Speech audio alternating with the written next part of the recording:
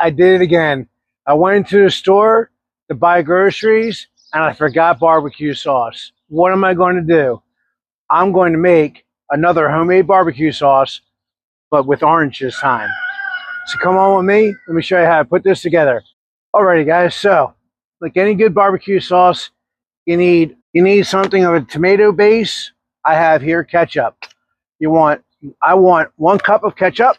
I got a little bit of mustard. We're gonna go about a half a cup of mustard. For the sweet, I got some brown sugar. You don't have to use brown sugar. You can use honey if you want to. Come on. There you go. Get the brown sugar. I have some Lee & Perrins Worcestershire sauce. Do about a tablespoon of that. And I have a little bit of smoked paprika. Give it a little bit of smoky taste. And of course, I need some garlic. We're going to go about a teaspoon of garlic. Break this up a little bit. Mix it in there. This barbecue sauce takes no time at all to make. And it is really, really good. Now here is your secret ingredient. Well, actually, I wouldn't call it secret ingredient, but one of the best damn ingredients I've ever used. An orange. It's going to give you that little bit of liquid that you need to help thin this out. But oh my God, it is packed full of flavor. Squeeze in there just like that. I should be using a strainer, which I'm going to grab one right now, just in case you got some seeds in there. This is a great workout, guys. And I'm going to be using this barbecue sauce on an upcoming video where I'm making some chicken quarters, orange glazed chicken quarters. Oh my God, they are so good. We're going to put them on the smoker and we're going to smoke them at 425 degrees. And man, I'm telling you, the flavor is phenomenal.